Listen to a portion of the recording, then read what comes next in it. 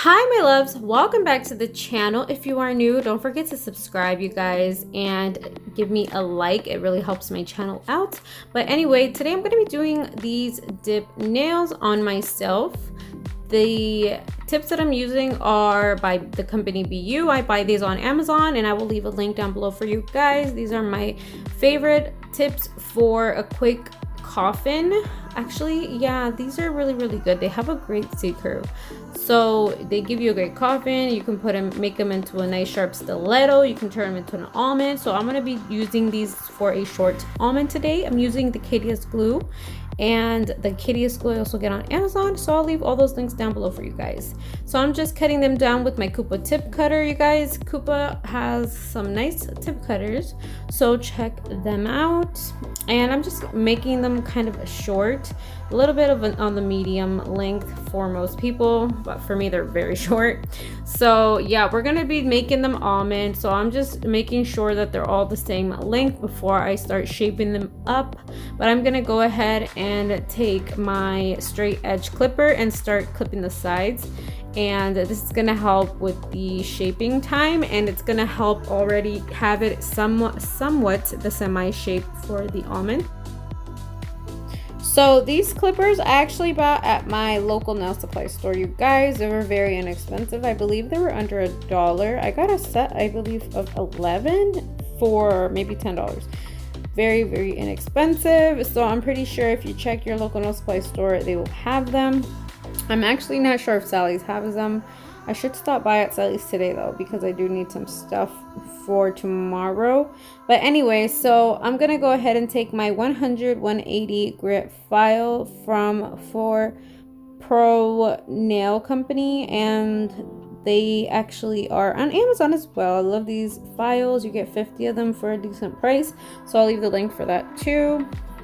And I'm just filing these into shape. As you can see, the clippers did make my job so much easier. So I'm just going in on the sides at an angle and kind of like on the bottom part, kind of like making them a little bit, I'm doing like a circular motion kind of to shape them up nice and narrow at the end, but not too narrow where it looks like a stiletto.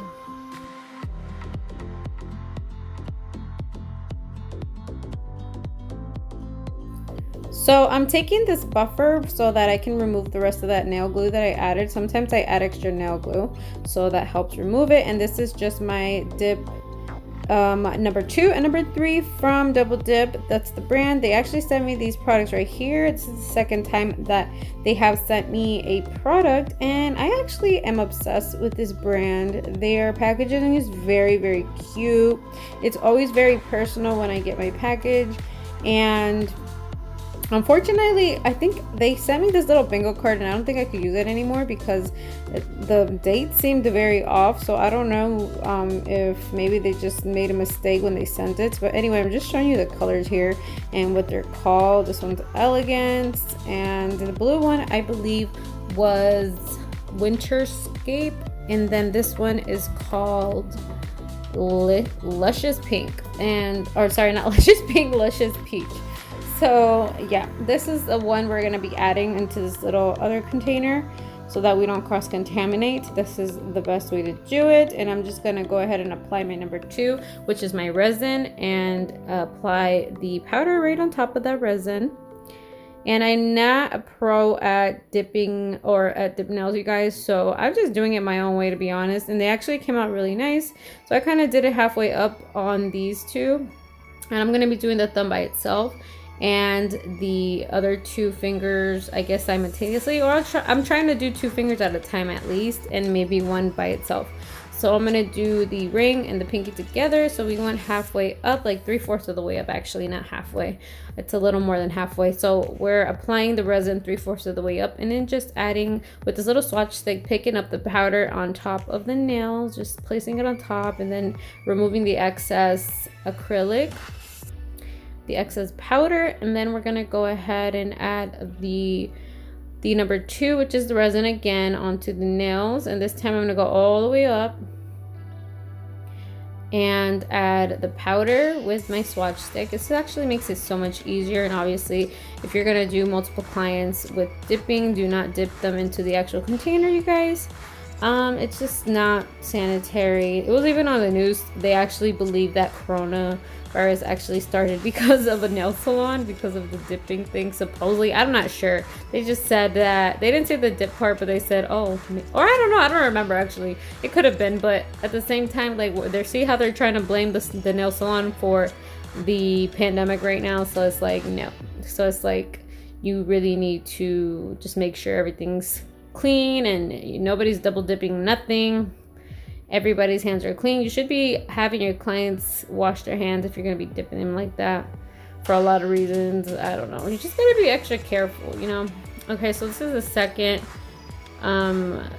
pour on top. That's why Young Nails calls their dip system slick pour, because they rather you pour it and it's more sanitary. It just makes more sense. So I love Young Nails for that. And you can really do that with any dip system. You don't have to buy Young Nails to pour it. Just do it that way. Do it their technique. It's better for everyone. I personally like it better. And I feel like I could be a little more careful this way. So this is like the third, I believe, the third layer. If you can see when the resin looks still kind of wet, you should always add more powder on top just to make sure that it's fully covered. Such a beautiful color. But yeah, I kind of went simple on these nails, you guys. I didn't want to overdo it. I wanted something basic because I'm always switching it up. Sometimes I overdo it, sometimes I underdo it. I feel like there's never like a happy medium for me. You guys want to know what I've been trying to want to do for so long? Some Oreo nails, like literally the Oreo cookie nails. So I'm going to be trying that soon, you guys. So stick around for that video. All right, so we're going to add another coat on this thumb because it was looking a little wonky to me. It was looking like there was a dent in the middle. So I did add another one, another coat, and then I'm just gonna check them, make sure that they're ready. But you know, we still have to add the activator. So this is the activator, and the activator just basically dries that nail, the resin, the glue, and everything before you go into filing them down. And I must say, I've tried like a couple other dip systems, and I personally really love this one. I just feel like it's so easy to use. I don't know, it's just so much easier to use. I feel like it's less messy. But you can see I did my other hand. I did my right hand with my left, which is non-dominant, but they did come out a little bit weird, so we do have to do a little extra work on that one. But yeah, we're just taking the file, and I'm gonna go ahead and reshape the nails just in case, you know, they got all uneven or something after the application of the powder with the resin. And we're gonna do the same thing on the other hand. The other hand, like I said, is a little more wonkier. We're drying this one because we kind of messed it up and we had to add extra powder. So I did like see the tip of this one, and I did add extra powder. So just so you guys know, I did fix it because it was looking bad. But just so you guys can see, this hand right here always comes out messed up because it's done with my non-dominant. So I always take my file, my actual hand file, and fix the nails and go around the cuticle area and stuff. And then I do the same. What I'm doing here is just going around the cuticle area and the surface of the nail, and then I do the same thing on the other hand too. So you'll see me go back, even though I used the hand file for my right hand, I'll go back and use the E file just to make sure that it's 100% done properly, because sometimes I feel like with the E file it's not 100% done properly. But we're just going around the cuticle, under the cuticle area, just to make sure there's nothing like attached to the skin, so that way we're preventing the lifting properly. And we're going to be doing the same exact thing on the other hand. So I'm going to show you a little bit of me using the e-file with my left hand, and I'm not left-handed, remember that, you guys, but this is how basically I do it.